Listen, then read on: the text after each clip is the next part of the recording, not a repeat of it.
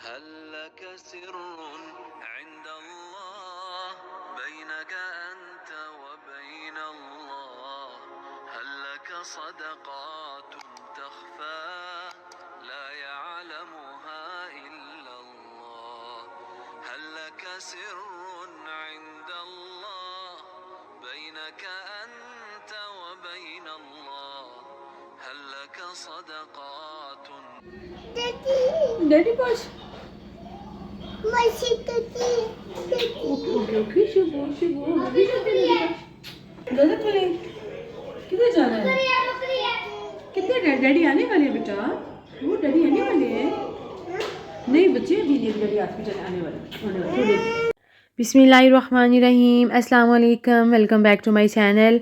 आप सब कैसे हैं? आई होप आप लोग बिल्कुल ठीक होंगे और मेरी दुआ है आप लोग जहाँ कहीं भी रहें अल्लाह पाक की अमान में रहें। अल्लाह पाक कोई दुख गम परेशानी कभी भी आप लोगों के पास ना लेके आए, हमारे पास ना लेके आए, आमीन। और जज़ाकल्लाहु खैर। इतनी ज़्यादा दुआएं देने के लिए, आपकी दुआएं पढ़ के दिल को एक नई उम्मीद, एक नया हौसला मिलता है कि इतनी ज़्यादा दुआएं हमारे साथ हैं। तो इंशाल्लाह मौजज़ा हो के रहेगा, नवी ठीक हो जाएंगे। सैटरडे का दिन था, मुझे मार्केट पे जो बाज़ार में हम लोग सेल आउट करते हैं खाना, मुझे वो बनाना था। तो मैंने उसके लिए यहाँ पे कोफ्ते बना रही थी। ड्राई इंग्रेडिएंट्स को मैंने ड्राई रोस्ट कर लिया और उसके बाद मैंने अदरक, लहसुन, सब्ज़ मिर्च और प्याज ऐड करके मैं इसको अच्छा सा चॉप कर लिया था। और फिर उसके अंदर मैं एक एग डालती हूँ और एग डाल के इसको मैं अच्छे से इसका मिक्सचर पेस्ट जैसा बना लेती हूँ। उसके बाद मैंने यहाँ पे 4 से 5 चम्मच जो है बेसन, उसको लेके मैंने रोस्ट किया और थोड़ा सा मैंने इसके अंदर ऐड कर लिया था जी कीमा, ताकि कीमा भी अच्छे से पेस्ट हो जाए। सारे कीमे को मैंने चॉप नहीं किया था। उसके बाद जब हम इसमें डालेंगे जी 4 से 5 चम्मच जो बेसन, तो ये बहुत अच्छी इसकी कंसिस्टेंसी बन जाएगी। ये जो डो है ना तो हार्ड होगी ना ही सॉफ्ट होगी। थोड़ी सी मैंने इसमें ऐड की थी जी रेड लाल मिर्च और टर्मेरिक पाउडर ऐड किया था। और यहाँ पे जी मिस्टर नवीद किचन में आए, उन्होंने आके मुझे दी मेडिसिन। उन्होंने कहा कि नहीं, तुम फ़ौरन से अपनी मेडिसिन खाओ, मसल पेन इतनी ज़्यादा बढ़ चुकी है ना, शायद नवीद की तबीयत की वजह से टेंशन मैंने बहुत ले ली है कि मेरी बहुत तबीयत ख़राब हो रही थी 2-3 दिन से। एनीवेज़ यहाँ पे जल्दी जल्दी से मैंने उस मिक्सचर को सारा मिक्स किया और मिक्स करके मैंने जल्दी से इसके कोफ्ते बनाए और कोफ्तों को मैं हल्का हल्का सा फ्राई कर लूँगी। साथ दूसरी तरफ मैंने यहाँ पे इसका मसाला रख लिया था। मसाला मैं जब इसका बनाती हूँ तो मैं प्याज को ब्राउन करके बाद में ग्राइंड कर लेती हूँ। और साथ चूँकि सैटरडे वाले दिन टाइम बहुत थोड़ा होता है ना, बच्चे थोड़ा लेट उठते हैं, फिर मैंने मार्केट पे 1 बजे तक खाना डिलीवर करना होता है, तो जल्दी जल्दी से बस सारा काम करना होता है। 2 तरफ फ्राई पैन रख के तो मैंने इनमें कोफ्ते रखे फ्राई होने के लिए। एक तरफ मैंने एग्स रख दिए बॉयल होने के लिए। कोफ्ते हमारे जो हैं जब ये हल्के से 40% तकरीबन बॉयल हो चुके, फ्राई हो चुके थे, तो मैंने इनको निकाल लिया। यहाँ पे प्याज हमारे हो चुके थे जी गोल्डन ब्राउन, साथ हमारे टमाटर भी हो चुके थे, तो मैंने इनको अच्छा सा इसका फ़ाइन पेस्ट बना लिया। इसको मैंने डाल के 2 मिनट भूना और उसके बाद मैं इसमें सिंपल से मसाले ऐड कर लूँगी। धनिया पाउडर, ज़ीरा पाउडर और कसूरी मेथी, नमक ऐड कर दूँगी और सब्ज़ मिर्चें मैंने थोड़ी देर बाद ऐड की थी और थोड़ी-सी मैं इसमें दरदरी जो लाल मिर्च है वो मैं इसमें ऐड कर लूँगी। मैंने इसमें धनिया पाउडर थोड़ा सा ज़्यादा डाला था। उसके बाद मैंने इसमें सब्ज़ मिर्चें भी ऐड कर ली थी और जब मसाला हमारा 5-7 मिनट अच्छे से भुन गया, तो मैंने इसमें जो कोफ्ते थे वो ऐड कर दिए थे। कोफ्ते ऐड करके तो मैंने थोड़ा सा इसमें पानी डाला और बस इसको मैंने दम पे लगा दिया हल्की आँच पे, ताकि ये कोफ्ते हमारे अच्छे से पक जाएँ। उसके बाद यहाँ पे मुझे राइस भी बॉयल करने थे और मैंने रख लिए जी राइस बॉयल होने के लिए। एग्स हमारे हो चुके थे। सैलड भी जो था वो जल्दी से हम लोगों ने रेडी कर लिया था और राइस जो हो चुके थे बॉयल, तो मैंने इसको जल्दी से पैक किया और साथ साथ मैंने रोटियां बनानी थी तकरीबन 5 से 6 लोगों के लिए। और रोटियां भी हमारी यहाँ पे बन चुकी थी। रोटियों को मैंने कर लिया था जी पैक। और जब मैं कोफ्ते बनाती हूँ तो साथ में इसमें अंडे ऐड करती हूँ, तो कोफ्ते और अंडे जो हैं एक अच्छा टेस्ट भी देते हैं, बजाय इसके अगर हम लोग कोफ्ते और आलू बनाएं। तो मैं फिर कोशिश करती हूँ कि खाना अच्छे से अच्छा जो है वो डिलीवर किया जाए, ताकि खाने वालों को पसंद भी आए। सिर्फ 6 से 7 लोगों का ही खाना था जो मैंने बनाना था और बस खाना झटपट से हो चुका था रेडी। और यहाँ पे सालन जो था वो मैं पैक कर रही थी और बस उसके बाद मुझे जाना था जी मार्केट पे खाना देने। नवीद की तबीयत ठीक नहीं थी, तो मैंने कहा कि नताशा के साथ जाके मैं दे आती हूँ। हम लोग यहाँ पे गए जी खाना देने के लिए और मौसम जो है थोड़ा सा अच्छा हुआ था, धूप थोड़ी निकली हुई थी। माक़शे पे खाना देखे और उसके बाद मैंने घर के लिए थोड़ी सब्ज़ी वगैरह भी लेनी थी। मेरा बहुत दिल कर रहा था कि मैं फ़्रेश मटर हो ना तो आलू मटर बनाऊँ। नवीद का बहुत दिल कर रहा था कि आलू मटर बनाओ, लेकिन मुझे यहाँ पे नहीं नज़र आए जी मटर, मैंने देखा तो नहीं थे मटर। उसके बाद मुझे मोबाइल का जो मेरा प्रोटेक्टर था वो सारा टूटा हुआ था, उसका कवर भी नीचे से बहुत ही ख़राब हो चुका था। तो मैंने सोचा इससे पहले कि मोबाइल ही जवाब दे दे, इसका कम से कम प्रोटेक्टर और कवर चेंज करवा लूँ। तो वो जल्दी से यहाँ से मैंने चेंज करवाया। यहाँ जो माकशा लगता है ना ओपन स्टॉल, वहाँ पे जो सब्ज़ी फ्रूट होती है वो मार्केट की निस्बत मुझे फ़्रेश भी लगती है, प्लस इसकी प्राइसेस जो हैं ये मार्केट से बहुत चीप होती हैं अल्हम्दुलिल्लाह। तो वीक में जब ये लगता है 1-2 दिन माकशा, हमारे पहले 1 दिन लगता था, अब 2 दिन लगता है। तो मेरी कोशिश होती है कि माकशे से ही सब्ज़ी या फ्रूट जो लेना है वो लिया जाए। तो फिर शलजम जो है वो नवीद को पसंद है, तो मैंने सोचा कि शलजम ही ले लिए जाएँ। तो शलजम लिए, थोड़े से मैंने उनके लिए फ्रूट भी लिया। एकदम से मौसम इतना ज़्यादा चेंज हो चुका था, ऐसे लग रहा था कि ठंडी-ठंडी हवा चल रही थी, लगता था कि बस बारिश जो है होने वाली है। तो नताशा को मैंने कहा कि बस झटपट से लो, घर जाके डैडी को फिर खाना ही भी देना है। और इतने में घर जाते-जाते खाना देते-देते फिर उनकी एम्बुलेंस आ जाती है, उन्होंने हॉस्पिटल चले जाना होता है। तो यकीन करें जब मैं घर आई तो नवीद का ब्लड प्रेशर इतना लो था कि उनके हाथ बिल्कुल ऐसे वाइट हुए हुए थे, पाँव इतने बर्फ़। तो मैंने उनको जल्दी से सॉक्स वगैरह पहनाई और ऐसे उनके हाथ बिल्कुल हुए थे ना, यकीन करें कि इतने ठंडे यख़। अल्लाह करे नवीद जल्दी से ठीक हो जाएँ, अल्लाह करे इतने लोग जो हमारे लिए दुआएँ माँग रहे हैं, किसी की दुआ लग जाए, ट्रांसप्लांट का जल्दी से ज़रिया बन जाए, अल्लाह करे और नवीद जो हैं वो जल्दी से ठीक हो जाएँ। यकीन करें कि जब नवीद की तबीयत नॉर्मल से कुछ ज़्यादा ख़राब होती है ना, तो बच्चे इतना ज़्यादा डिस्टर्ब हो जाते हैं, बहुत ज़्यादा डिस्टर्ब हो जाते हैं। हॉस्पिटल जब नवी चले गए तो मैंने नताशा से कहा कि मैं फ़्रिज साफ़ करती हूँ, तो उसने कहा नहीं मम्मा, फ़्रिज मैं साफ़ करती हूँ, आप हुरैन को, रमीज़ लोगों को जो है वो नई करवा लो। जल्दी से रमीज़ को मैंने जी नाई करवाई और साथ-साथ मुझे मशीन भी लगानी थी, वो भी मैंने लगाई। और यहाँ पे पाकिस्तान की तरह अच्छी सी धूप नहीं निकलती ना कि बाहर धूप में कपड़े फैलाएँ और फटाफट से सूख जाएँ। यहाँ पे घरों के अंदर ही कपड़े रखने होते हैं, जो कम से कम 1 से 2 दिन में ड्राई होते हैं, तो बहुत ही मसला होता है यहाँ पे कपड़े धोने का और ड्राई करने का। जब तक रमीज़ को मैंने नहलाया तो नताशा ने जो है वो फ्रिज अच्छे से साफ़ कर दिया था सारा। और उसके बाद मैंने फटाफट से हुरैन को नहलाया।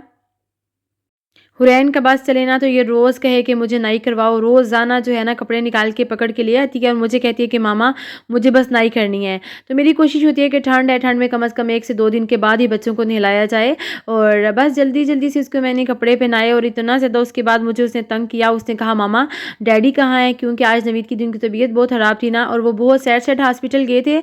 तो हुरैन ने उसके बाद इतना ज़्यादा जो है वो तंग किया। मैंने बहुत कोशिश की कि नहला के ना उसको सुला दूँ, लेकिन हुरैन जो है वो सोने का नाम नहीं ले रही थी बिल्कुल भी। सब्ज़ी जो मैं लेके आई हुई थी उसको मैंने नताशा को कहा कि उसको भी फ्रिज में जो है वो रख दे। टमाटर वग़ैरह सारे ख़त्म हुए हुए थे तो मैंने वो भी लेके आई थी जी मार्केट से ही। और प्लस मैंने बच्चों के लिए नेक्स्ट डे सोचा था बच्चों के लिए पिज़्ज़े बनाऊँ और या चाइनीज़ इनके लिए कुछ बनाऊँ, तो उसके लिए मैं जो वेजिटेबल्स थी थोड़ी-सी, बेल पेपर वग़ैरह वो भी मैं लेके आई थी मार्केट से। उसके बाद मैं आई जी किचन में, मैंने सोचा कि थोड़ा-थोड़ा सा जो है फ़ोरनों साफ़ करने वाला, ओवन साफ़ करने वाला, झटपट से मैं इसको भी साफ़ कर दूँ। और जब वीक में 1 दफ़ा डीप क्लीनिंग की जाती है ना, तो यकीन करें 1 हफ़्ता बड़े सुकून से ये वाला गुज़र जाता है। बाकी सफाई तो रोज़ाना करनी पड़ती है, 1 दफ़ा छोड़ के 2 दफ़ा। लेकिन ये कुछ चीज़ें जो डीप क्लीन करने वाली होती हैं ना, इनको अगर हफ़्ते में 1 दफ़ा साफ़ कर लिया जाए, जैसे ये फ़ूक हो गया या फ्रिज होगी, ओवन हो गया, तो ये हफ़्ते में 1 दिन निकल जाता है, 1 हफ़्ता निकल जाता है आराम से। सारे अच्छे से वॉश करने के बाद फिर मैंने जो थे बर्तन वो मैंने सारे अच्छे से वॉश किए। और क्योंकि दिन को खाना खाने के बाद जब नवीद हॉस्पिटल चले गए तो उसके बाद मैंने क्लीनिंग स्टार्ट की। तो मैंने कहा नवीद आराम से जब हॉस्पिटल चले जाएँगे उसके बाद जो है मैं क्लीनिंग वगैरह का काम, किचन का काम सारा आराम से कर लूँगी। साथ-साथ घर को साफ़-सुथरा जितना मर्ज़ी करते रहें ना, यकीन करें फिर भी इतना मेसी हो जाता है। बच्चों वाला घर होता है ना, तो बहुत ज़्यादा जो है उसको साफ़ रखना पड़ता है। उसके बाद मैंने देखा कि रमीज़ की जैकेट का कोई हाल नहीं था, तो मैंने सोचा कि बस उसकी जैकेट आज धोई जाए क्योंकि कल संडे है, तो ये होगा कि उसकी जैकेट जो है वो अच्छे से कल तक सूख जाएगी। तो बस मैंने फिर उसके बाद इसकी जैकेट धोई और फ़ाइक जो है वो बैठ के अपना होमवर्क कर रहा था।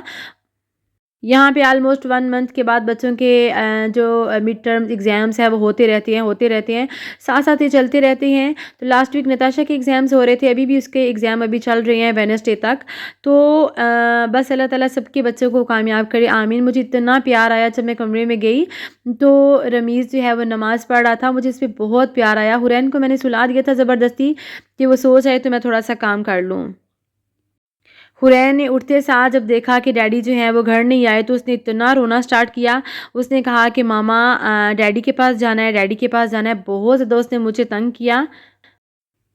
यहाँ परदेस में और होता ही कौन है, बच्चों के पास 2 ही तो रिश्ते होते हैं, एक माँ का और एक बाप का। और हुरैन तो वैसे भी अपने डैडी के साथ इतनी ज़्यादा अटैच है ना। मुझे पहले लगता था कि शायद रमीज़ सबसे ज़्यादा डैडी से अटैच है, लेकिन अब हुरैन जो है ना, पता नहीं उसकी तो जान है शायद उसके डैडी में। और यकीन करें कि जब नवीद की थोड़ी तबीयत ख़राब होती है ना, तो हुरैन इतना रोती है ना, तो बहुत मेरा दिल दुखता है। मेरा इतना ज़्यादा उसकी ज़ात पे यकीन है ना, मैं कहती हूँ कि अगर ज़िंदगी गिराती है ना, तो फिर अल्लाह ताला की ज़ात इंसान को उठाता है और वही ज़िंदगी फिर से चलाना भी शुरू कर देता है।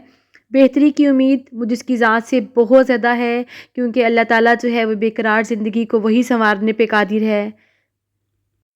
मुश्किलों पे कभी दिल तंग होने लगता है ना, तो फिर मैं उसकी ज़ात को देखती हूँ कि परेशानियों और मुश्किलों को दुआओं के ज़रिए टाला जा सकता है, और वो ज़रूर सुनेगा। मेरे साथ तो आप सब लोगों की इतनी ज़्यादा दुआएँ हैं, पता नहीं दुनिया के कहाँ से किस-किस कोने से आप लोग मेरे लिए दुआ करते हैं। तो इंशाअल्लाह ताला वो रब की ज़ात ज़रूर सुनेगी। वो सब्र का सीला दे के रहता है। और अल्लाह ताला से मेरी बहुत दुआ है कि अल्लाह मुझे आने वाले बेहतरीन दिन अता कर और मेरे नसीब में ऐसा लिख दे कि हमारे घर वालों को सबको सुकून आ जाए।